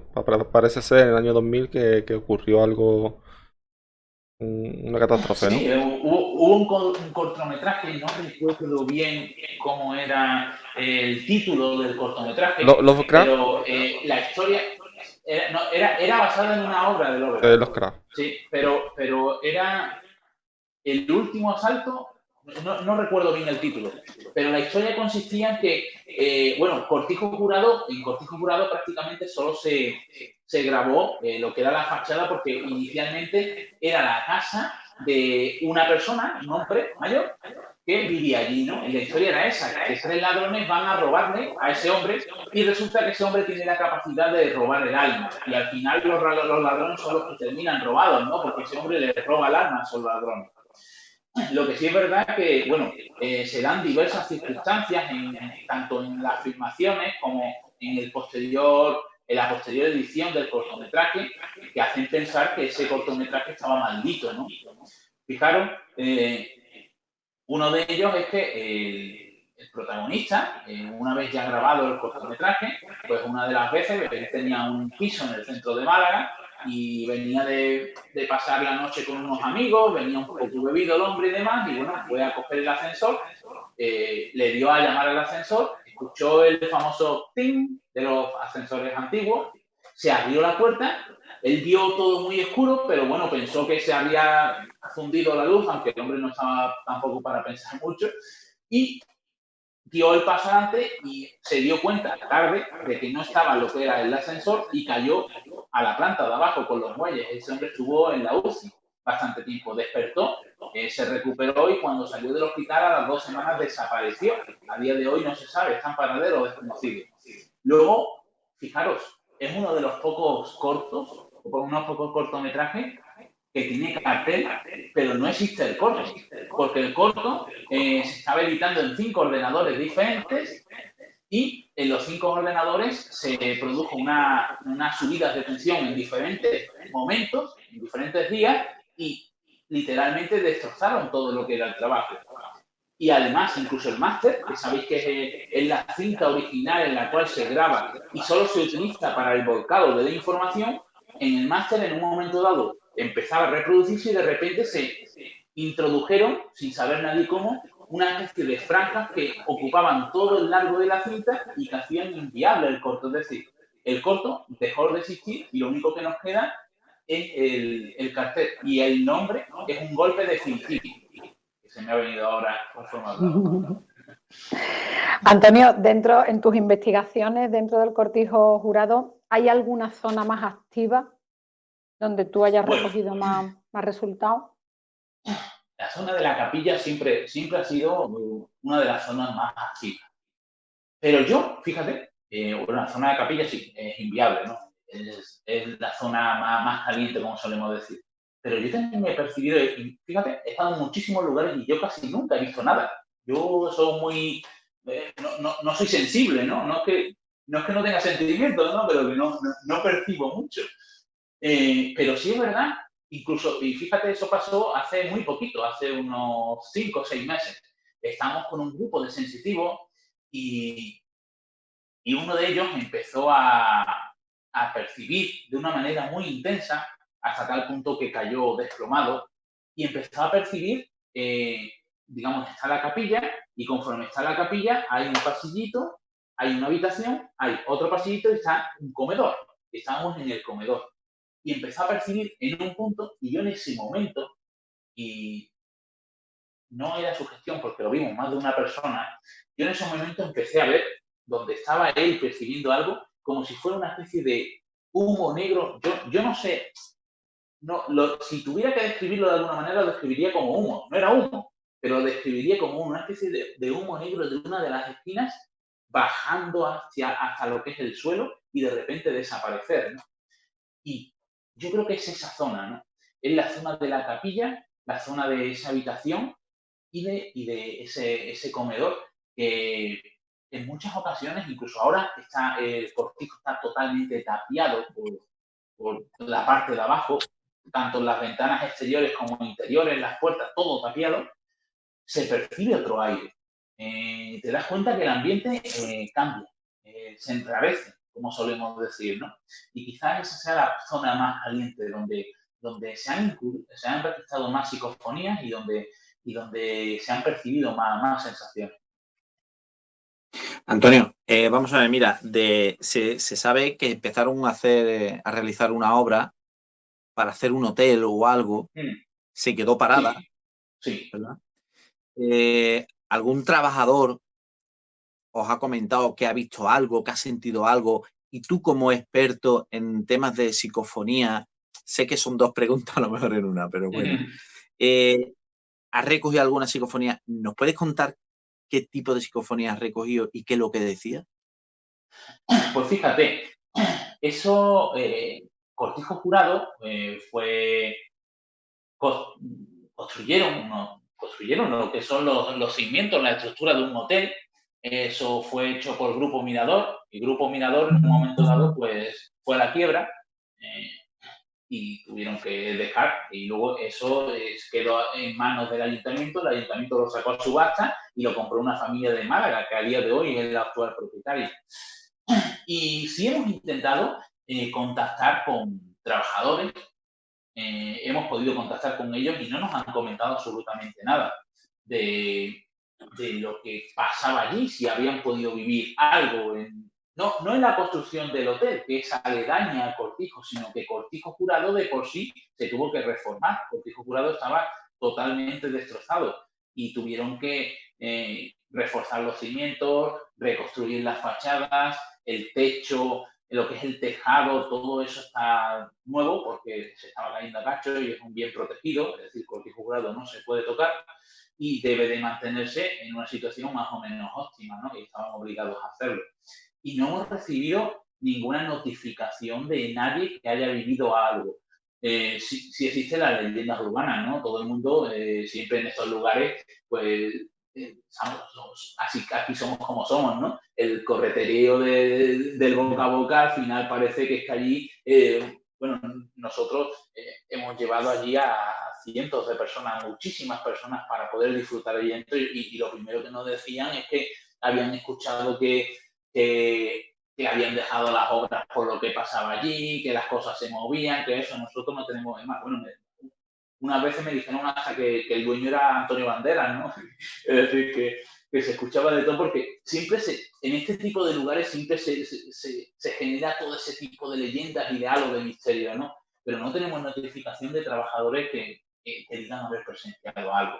Sí tenemos notificaciones de personas que no tienen nada que ver con Cortijo Jurado, incluso que no son de Málaga, que no conocen su historia, y como he dicho antes, porque han vivido sucesos extraños, ¿no? Y las psicofonías allí, son interesantes, y sobre todo algunas, concretamente se me viene a la cabeza una de un compañero mío, José Manuel Frías, que captó casi de casualidad, y que podríamos decir que son esa especie de mimofonías, de parafonolalias, de esa especie de ecos del pasado, que en un momento dado son capaces de captarse en ese lugar. Y él, en Cortijo Jurado, no estaba en la capilla, creo recordar que no estaba en la capilla, pero en Cortijo Jurado pudo captar el sonido como de unas niñas, unas mujeres, dando gritos, gritando, incluso el sonido de un latigazo, con el retroceso del latigazo en sí. Es decir, son situaciones en las cuales son registros sonoros que te hacen alusión a lo que supuestamente ha pasado allí. Yo no he obtenido ese tipo de inclusiones allí en Cortijo Jurado. Sí he obtenido inclusiones inteligentes, eso sí. Ahora recuerdo una creo que hace unos 3 años aproximadamente. Estábamos ahí experimentando, estábamos en la parte de arriba, de repente empezamos a escuchar ruido en la parte de abajo. Claro, esto estaba todo cerrado, nosotros íbamos con los permisos, incluso con la llave en la mano, ¿no?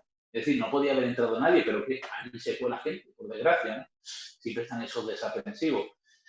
Y nos creíamos que había entrado gente. Vamos a la parte de abajo, vemos que no hay nadie y empezamos a escuchar ruido en la parte de arriba. Nosotros bajamos por la escalera principal, que es el único punto de acceso de una planta a otra. Vamos para abajo, escuchamos arriba. Vamos arriba, escuchamos abajo, y así sucesivamente. Hasta que ya llega un punto en que me enfado un poco, enciendo la grabadora y pregunto o grito o protesto, no sé cómo decirlo, al aire, diciendo, bueno, ¿a dónde tendríamos que ir para veros? Y surge una voz muy clara que me dice, acércate. Es decir, son cosas que te dejan un poco, es decir, respuestas inteligentes, ¿no? Y sí, la mayoría de las incursiones que hemos tenido son así, ¿no? No hacían alusión a esa familia, no, eran respuestas inteligentes, pero no haciendo alusión a lo que supuestamente ha ocurrido. Pastor, una cosa que escuché creo que fue a ti, fue de las primeras veces que fuiste allí a Cortijo Jurado y que estaba ahí en la zona de arriba y iba allí bajando la escalera y de pronto alguien miró para el lado y vio en una esquina del patio como una silueta de una niña. Y miraron todo y la vieron. ¿Fue a ti? Yo no. Yo no he vivido eso. Lo que sí he vivido, fíjate, es algo parecido, no con una niña, sino con un niño. Y una situación, os la voy a contar. Y me pasó en una ruta. Bueno, no me pasó en una ruta, sino la segunda parte de la historia me pasó en una ruta, con un amigo. Bueno, no era amigo en ese momento, pero ya sí es amigo. Hace unos 11 años, creo recordar, unos 11 o 12 años, en una de esas veces que íbamos a Cortijo Jurado, iba con un sensitivo, una persona que decía tener esa sensibilidad, y de repente en la cocina de Cortijo Jurado, de repente dijo ver un niño. Pero él no dijo nada, sino que empezó como a sentirse cohibido, a sentirse mal, se salió, yo me salí con él y él y yo solos en lo que es la entrada del Cortijo Jurado y empezó a comentarme que había visto un niño, que iba vestido de tal forma, con tal forma de corte de pelo, con tal camisa de tal forma, con detalles minuciosos, ¿no? De lo que es la descripción del niño. Queda ahí.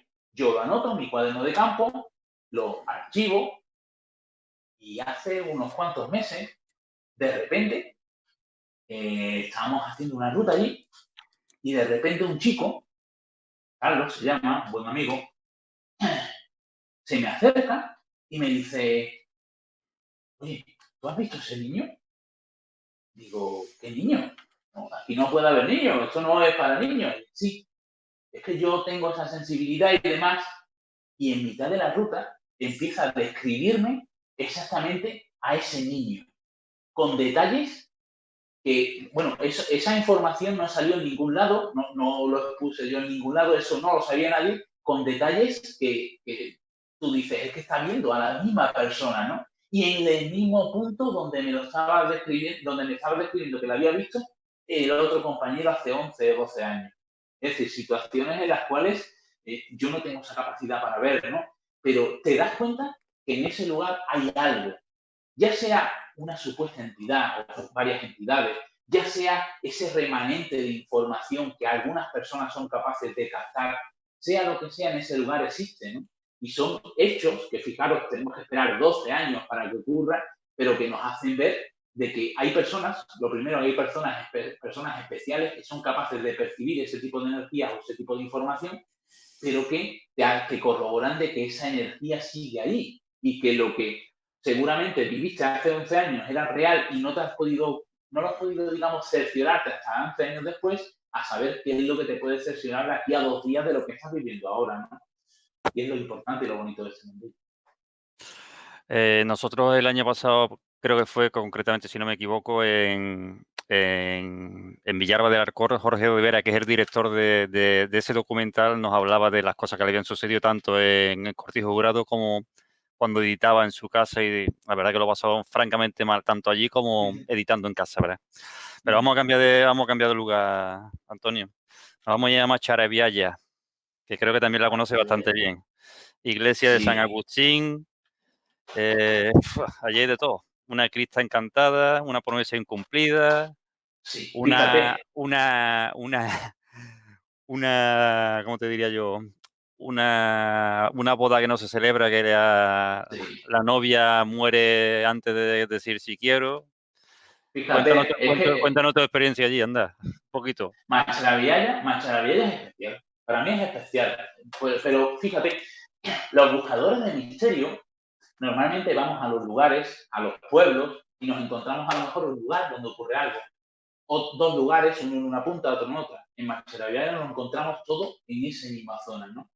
Crista de los Galvez, el mausoleo de los Galvez, es la parte de abajo, por así decirlo, el sótano de la iglesia al que tú hacías alusión, donde en 5 de diciembre, creo recordar, de 1925, María López Escaño de Cabrera decide casarse. Y está allí, avanzando hacia el altar, cuando de repente cae desmayada, cae inconsciente. La gente cree que ha muerto en ese preciso momento. La llevan hasta su casa y de repente llaman a los médicos. Estamos hablando de diciembre de 1921, imaginaros, ¿no? En un pueblecito del interior de la Sarquía malagueña, los médicos vienen desde Málaga, imaginaros lo que tardaron, y se dan cuenta, diagnostican que lo que ha sufrido es un derrame intestinal. A las 72 horas, a los 3 días, muere. A María no le quitan el traje de novia, porque la familia tiene esa esperanza de ese milagro, de que esa niña, que era una niña con 19 años, tan solo 19 años, que esa niña se levantara, por así decirlo, resucitara, renaciera y que se pudiera casar. Es más, es enterrada con su traje de novia. Y en la iglesia, San Jacinto, se puede incluso ver una lápida, la lápida que tenía María en su tumba, que cuando hay una serie de movimientos de nichos y demás, se incrusta en la pared de la iglesia en conmemoración a esa chica que falleció allí, que muchos dicen que es con un poema escrito por el mismo Salvador Rueda, de Penaque, por lo visto también era familia de esta chica, en el cual se describe como ese traje de novia es su mortaja, ¿no? Es decir, es enterrado con ella. Y a partir de ahí, son muchas las personas que dicen que en mitad de la noche o en mitad de la tarde empiezan a escuchar ruidos extraños en la iglesia y se asoman por lo que es el agujero de la cerradura de esas puertas señoriales que tiene la iglesia y ve una especie de chica vestida de novia llorando por la iglesia y de repente avanza hacia el altar y desaparece como si de un holograma se tratase. Estamos hablando ya de gente que empieza a ver situaciones anómalas en ese punto. Y luego nos vamos a la cripta de los Gálvez. Yo diría que si tuviera que hacer un top 10 de los lugares encantados en los que he estado, la cripta de los Gálvez, si no estaría en el primer lugar, estaría en el segundo, porque es un lugar apasionante. Y construido por una de las familias más importantes de la época en España, la familia Gálvez. Ese mausoleo fue construido en 1785 por la familia Gálvez. Estamos hablando que los Gálvez, entre ellos estaba pues, José de Gálvez, que era ministro de India, marqués de la Sonora, que era el título nobiliario más importante de la época, mano derecha de Carlos III, y su sobrino Bernardo de Gálvez influyó en la independencia de los Estados Unidos junto a George Washington. Es decir, a día de hoy, en América Central, pero que está más al sur, hay una ciudad que se llama de Galvez Town, es decir, la ciudad de los Gálvez, donde se celebra en conmemoración a la familia Gálvez el 1 de junio, todos los días, todos los años, unas procesiones vestidas todos de la época en conmemoración a esa familia que era importantísima y era nativa de Macharabiaya. Y a pesar de haber salido en grado de allí de la muy temprana edad para emprender sus carreras políticas y militares, nunca se olvidaron de ese pueblo. En esa época a Macharabiaya se conocía como el pequeño Madrid. Calles asfaltadas, saneamientos instalados. La iglesia se reformó en 2 ocasiones. Dotaron al ayuntamiento de todo tipo de dinero, incluso dieron dinero a fondo perdido por si había algún tipo de desastre natural. Justo enfrente de la iglesia, las casas que hay antiguamente era una fábrica de naipes, que mantuvo monopolio de ventas con los Estados Unidos durante más de 40 años, dando pérdidas por tal de dar trabajo a las familias de Macharabiaya. ¿Por qué os cuento todo eso? Porque esta familia Gálvez lo único que pidió es que debajo de esa iglesia, en ese mausoleo que ellos mismos habían construido, se le dieran reposo a sus restos y a los de sus sucesores, y se dotaran una serie de misas rezadas. Eso en la primera década se cumplió, pero posteriormente se dejó de cumplir. Es más, a día de hoy vamos a la cripta de los Gálvez y nos encontramos con que en un ala hay nichos nuevos, ¿no? Y esas misas se dejaron de realizar. Y en el año 2002 se produce una remodelación en la cripta y en el primer día de trabajo ya la cripta tenía su fama de personas que habían escuchado cosas extrañas dentro de la cripta y demás.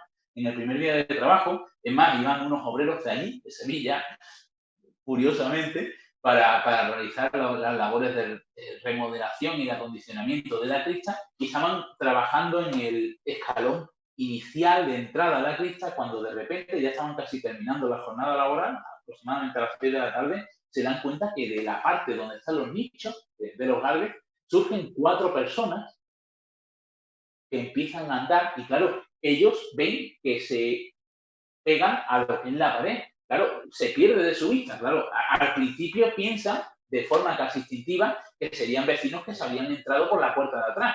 Pero claro, no, al momento se dan cuenta de que no había puerta de atrás. salen corriendo hacia donde estaban y se dan cuenta que esas personas han desaparecido justo enfrente de los ventanales.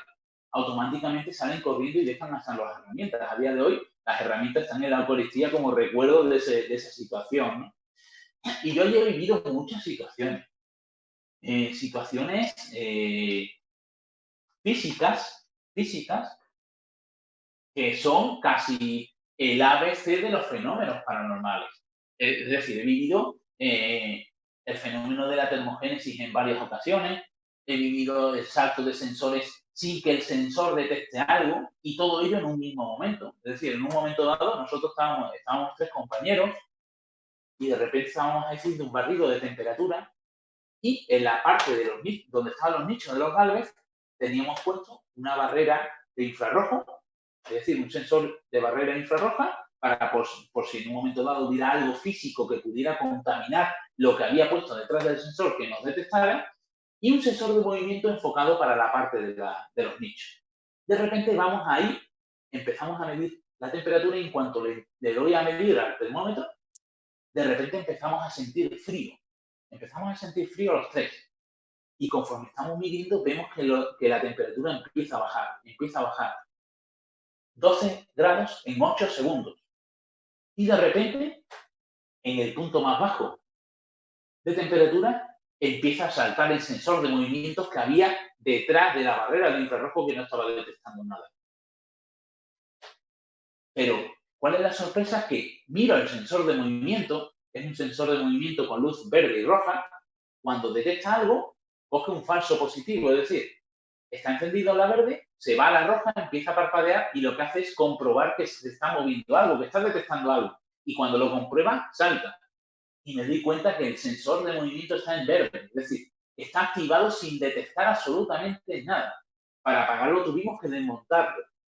Es decir, situaciones que de alguna manera hacen ver que en nuestra realidad esa transformación energética se da en ese lugar que sin lugar a dudas es especial. Y sobre todo también desde el punto de vista psicofónico, cuando en la mayoría de las experimentaciones que se dan allí, surgen psicofonías haciendo alusión a la familia Galvez y a esa promesa no cumplida.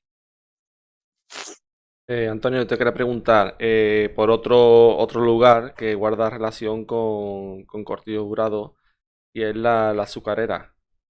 ¿Qué nos puede contar de...? Bueno, sí, porque también están los Larios por ahí.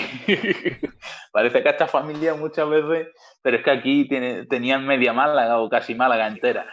Entonces es normal que... Bueno, la fábrica de San Joaquín es un ingenio azucarero que se encuentra ubicado entre Nerja y Maro. Y para mí también es un lugar muy especial, porque la fábrica te cuenta su historia. Es un lugar que te transmite. Y desde un punto de vista psicofónico, es uno de los pocos lugares en los cuales los investigadores hemos ido sin saber nada y mediante transcomunicación instrumental se ha ido virtiendo toda esa información de lo que supuestamente ha ocurrido allí. Y es que supuestamente allí se han producido fusilamientos en la guerra civil. Y esto no es una cosa muy extraña, ¿no? Porque por desgracia se producían en muchísimos lugares que no están constatados y que no están datados. La fábrica para nosotros empezó, y digo para nosotros porque no soy yo el que la investigo solo, sino es un grupo de investigación compuesto por muchos amigos, sobre todo Jesús Daniel Castro, que es el que se centró más en lo que es la fábrica y al cual desde aquí le doy un cordial saludo. Y es el que descubrió quizás más de lo que es la fábrica de San Joaquín. De un lugar en el cual fuimos sin saber absolutamente nada, el lugar nos fue contando su historia. Y fueron surgiendo diferentes personajes de esa historia, que después tuvieron también su peso. Entramos sin saber nada. En las primeras experimentaciones en psicofonías, surgieron psicofonías haciendo alusión a fusilamientos en la guerra civil. Nos damos cuenta días posteriores, sobre todo el compañero Daniel, que se dio cuenta de que en la parte exterior, los extramuros de la fábrica, hay una especie de simbología, unos cruciformes que son iguales a los que hay en el antiguo cementerio de Maro, en un muro en conmemoración a los caídos en la guerra civil, es decir, como si alguien de repente está señalizando allí un lugar donde se produjeron estos fusilamientos, y de repente, lo que es más enternecedor quizás para nosotros, surge una persona, una niña, llamada Annie, que mediante psicofonías empieza a contactar con nosotros, por así decirlo, y lo estoy diciendo de una forma quizás entendiendo la hipótesis trascendental, ¿no? Pero la quiero contar así porque es como la vivimos, ¿no? Mediante psicofonías pedía porque estaba buscando a su madre. Posteriormente nos damos cuenta de que allí se quemó una niña que se llamaba Ana, en una circunstancia un poco especiales.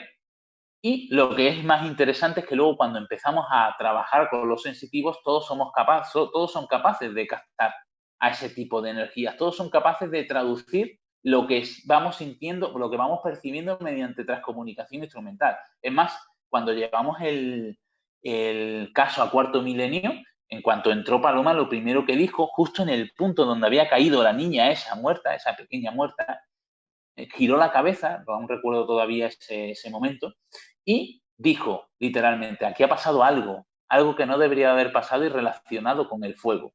Y estaba parada justo en el punto donde había caído la niña muerta.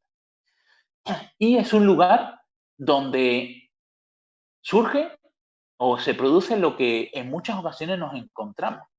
Y es que parece ser que hay una especie de fluidez de contacto con algo y de repente hay una supuesta entidad, inteligencia, no sé cómo llamarle, que le corta todo. Hay algo dominante, como si hubiera escalafones allí y hubiera algo que restringe, que limita a todo lo que se manifiesta allí.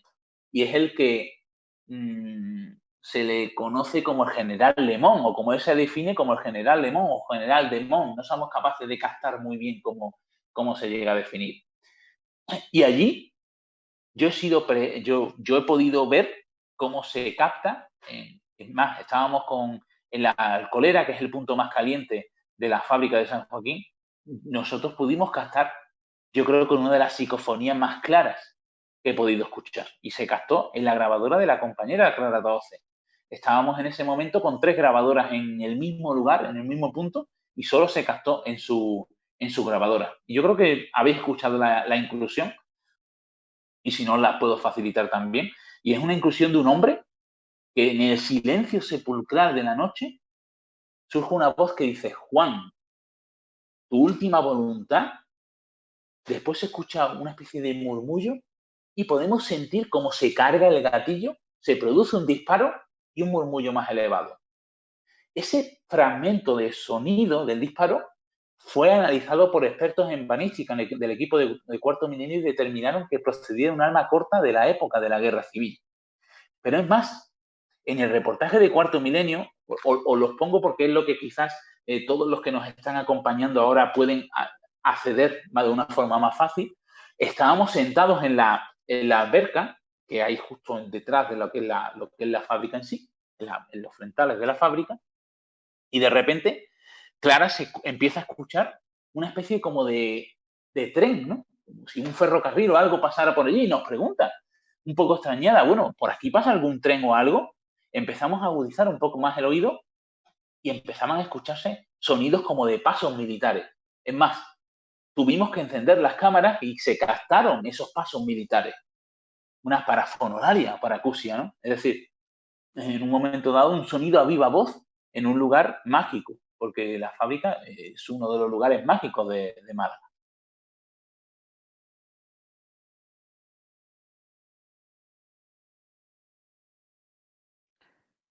Antonio, yo tengo una duda. A ver, ya Sí. sabemos que no es tan frecuente el hecho de encontrarnos un hogar con fenómenos paranormales.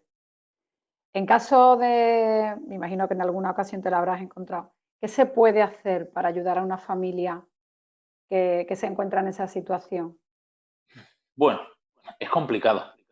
Es complicado. Esos casos, si en un lugar abandonado una investigación puede durar meses, años, para intentar esclarecer qué es lo que puede pasar allí, no quizás para darle una solución. Imaginaros un lugar, una casa, donde de repente te llaman porque no pueden vivir en ella, porque familias enteras están literalmente pasando miedo en su lugar de descanso. Es muy complicado. Ayudar, simplemente con el hecho de ir, de escucharlos, de atenderlos, ya estamos ayudando, ¿no? Pero lógicamente con eso no vale. Y para eso se requiere de un equipo multidisciplinar. Desde un punto de vista estadístico, todos estos casos que nos llegan, casos particulares, el 90% de los mismos tienen una explicación científica o lógica. Es decir, ante la ciencia o la lógica podemos darle una explicación y solventarlo, solucionarlo. Del 10% restante, aproximadamente un 8% tiene la explicación en el fenómeno psi-kappa, en la influencia de la mente sobre la materia, es decir, los fenómenos poltergeist, que son generados por un estado alterado de conciencia de una persona. Los genera una persona como nosotros, en un estado alterado de conciencia. De manera inconsciente genera lo que es esa psicorragia o telergia y produce todo ese tipo de fenómenos que solemos ver en las películas y demás. Y solo un 2% no tiene explicación. Y son esas casas encantadas. Cuando nos encontramos en un tipo de caso como es este, en una casa particular, tenemos que echar mano de todo. En primer lugar, tenemos que realizar una minuciosa labor de entrevista y de análisis psicológico a todos los componentes de la casa, porque pueden darse muchísimas circunstancias. Tenemos que detectar que realmente se produce ese fenómeno paranormal, que ese fenómeno paranormal pueda ser no ocasionado por algo que pueda tener una explicación, como algo físico, que ese fenómeno paranormal no tenga esa influencia de la mente y que sea algo ajeno a todo esto. Esos son años. Y en muchas ocasiones no sabemos qué es lo que pasa. Y es así, porque se nos escapa el fenómeno. El fenómeno es bastante complicado. Y normalmente cuando no sabemos lo que pasa es en ese pequeño 2% que se nos escapa. Por eso necesitamos de un equipo multidisciplinar. Porque en muchas ocasiones, cuando nos encontramos ante un caso así, nos tiembla el pulso. Porque tenemos que tener en cuenta que estamos trabajando, estamos jugando, entre comillas, con la confianza que nos vierte una familia que lo está pasando mal. Y ese quizás es uno de los casos que yo creo que más templanza tienes que tener a la hora de afrontar. Y por suerte a veces se da solución, casi siempre, he de decirlo y hay que ser sincero, cuando son aspectos físicos, es decir, que tienen una explicación científica o lógica. De lo demás, ya, si hay un fenómeno de poltergeist, pues esa persona tiene que ser tratada, la persona que lo genera tiene que ser tratada psicológicamente. Cuando son casas encantadas, en última instancia recurrimos a la mediunidad, a esas personas que supuestamente tienen esa capacidad de poder percibir. Y es verdad que a veces cesan esos fenómenos, a veces no. Pero ya entramos en un campo que se nos escapa. A pesar de lo que se sobreentiende de que el investigador en fenómenos paranormales se mueve como Pedro por su casa en esas casas encantadas, es al contrario, es lo que se nos escapa a nosotros y a todos, ¿no? Son lugares que lo que se produce dentro no tiene explicación ninguna. A lo demás le podemos dar explicación y el investigador también está para ello. Antonio, ¿crees en la reencarnación?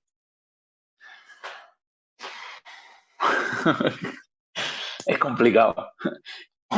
Yo, fíjate, yo respondería que a estas alturas no creo en nada y creo en todo. No creo en nada porque no puedo creer. Y debo de creer en todo por lo que he vivido. Y si podemos entender que la energía, según el principio de la conservación energética, ni se crea ni se destruye, solo se transforma, nosotros cuando morimos deberíamos de transformarnos en algo, ¿no? ¿Y por qué no seguir viviendo de alguna manera? Si en un momento dado nos transformamos en algo, si nuestro cuerpo puede dividirse de nuestro ser, ¿por qué no poder luego unirse en un momento dado, ¿no? Con otro ser, aunque sea, con otro cuerpo, aunque sea el mismo ser, ¿no? o mantenga esos recuerdos. Hay corrientes espíritas que creen fehacientemente en la reencarnación.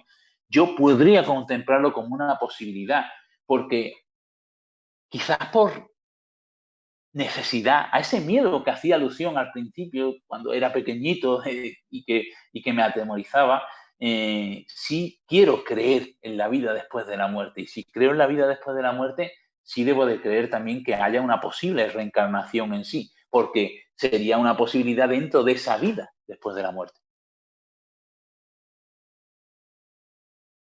Antonio, ¿alguna investigación que hayas tenido que dejar ahora por culpa de la pandemia y que todavía no hayas sacado a la luz? ¿Que puedas hablarnos de ella?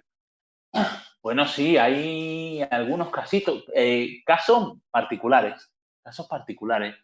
Sí, hay algunos, uno aquí en el puerto de la Torre, muy cerquita de aquí, donde yo vivo, en Torre del Mar. Una familia que lo está pasando mal y una familia que lo está pasando mal y que es un caso que tiene también muchos testigos, ¿no? Cercanos, que no es solo la familia en sí, pero estamos en el inicio, prácticamente hemos terminado las entrevistas y poco más podemos saber, ¿no?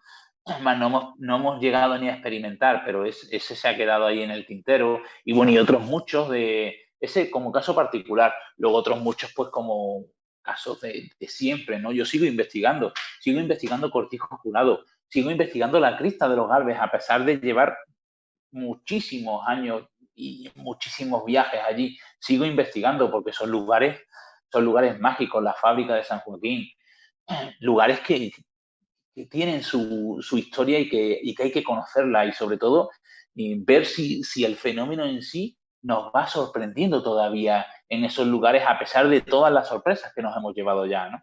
Así que de ese tipo de investigaciones se han quedado muchas en el tintero y muchas que también estaban ahí a punto de salir en otras provincias. Pero como siempre, lógico, ¿no? Como vosotros, como todos los que nos apasionamos por este mundillo, pues siempre nos estamos moviendo y cuando nos cortan de esta manera tan drástica la vida, por así decirlo, o la sociabilización, todo lo que hacemos, pues siempre se quedan cosas que seguramente, pues espero que dentro de muy, muy poquito, pues podamos retomar con más ganas que nunca. Bueno, Antonio, pues va llegando la hora de terminar ahí la última pregunta que te queremos hacer ya. Empezamos con el coronavirus. Antonio ha vuelto a recuperar de nuevo el coronavirus.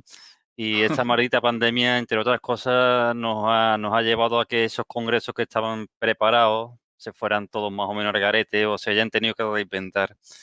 Tú últimamente has aparecido ya como uno de los ponentes en Ultra lo Desconocido que organizan tanto Alfonso Neto como José David Flores.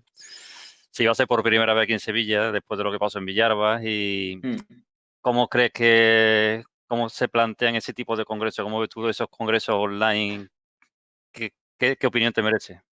Bueno, a mí me gusta mucho, porque una vez más demostramos en el mundo del misterio que queremos hacer cosas, que no nos van a limitar por el hecho de no poder estar ahí. Lógicamente, a todos los que asistimos a estos congresos, los que también participamos en estos congresos, ya sea como asistente o como participante, nos gusta el contacto, nos gusta estar ahí, ¿no? Y es especial lo que se genera no solo en esas charlas, sino en lo de antes y después, ¿no? Que es lo que más gusta.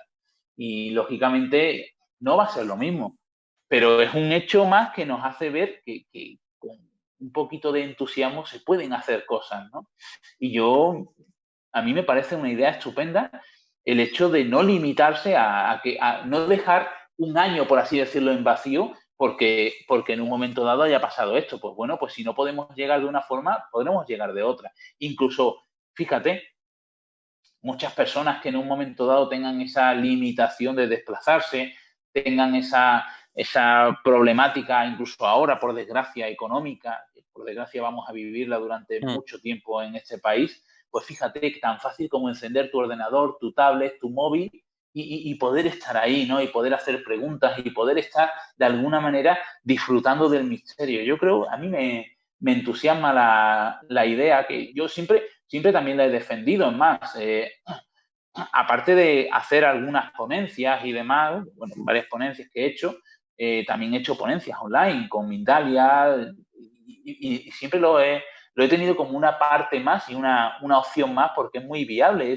es llegar a tu casa intentando demostrar por lo que queremos mostrar, ¿no?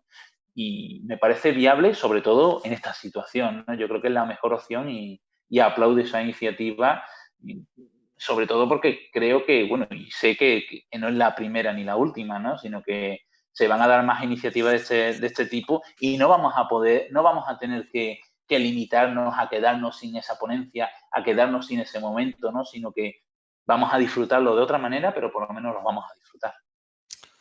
Está claro que hay que adaptarse o morir, hay que adaptarse a los tiempos, lo que nos ha pasado. Nosotros concretamente esto que hacemos aquí nace también del confinamiento, de la idea de que no podíamos movernos y bueno, se surge esta idea y creo que es lo que he dicho, que hay que adaptarse. Claro, por supuesto. Agradecerte tu amabilidad, que hayas estado aquí con nosotros casi 2 horitas y fundamentalmente agradecerte que nos haya servido de guía para conocer todos los secretos y los misterios que tenéis allí, que no solamente tenéis playa, que tenéis playas fantásticas, tenéis una costa extraordinaria, pero que tenéis misterio, que tenéis historia y que tenéis muchas cosas más y que gracias a ti hoy hemos conocido. Antonio, muchísimas gracias. En el nombre de todos verás que están todos con los micros cortados para que suene esto un poquito mejor, ¿vale? Lo dicho, agradecerte mucho que hayas estado con nosotros y sobre todo tu amabilidad y estaremos pendientes de esos congresos online, como cuando podamos verte en directo, por supuesto, allí estaremos también, ¿vale? Bueno, Muchas gracias, para mí Antonio. ha sido un verdadero placer porque se me han hecho cortitas estas 2 horitas porque estamos hablando entre amigos, hablando de lo que nos gusta y sobre todo estar aquí con vosotros, pues para mí es aportar ese granito a esto que estáis haciendo tan especial, que es acercar mediante una persona, un invitado, pues el misterio, ya sea yo, ya sean todos los que han estado y seguro todos los muchos que tienen que estar, ¿no? Y es otro granito más a esta gran montaña del misterio que se merece este esfuerzo que estáis haciendo y a lo cual pues también hay que sumarse a ese aplauso y a ese reconocimiento por vuestro esfuerzo. Así que muchísimas gracias de parte de todos también. Pues muchas gracias a ti. Muchas gracias. Muchas gracias, Antonio. Gracias. Gracias, Antonio. A vosotros.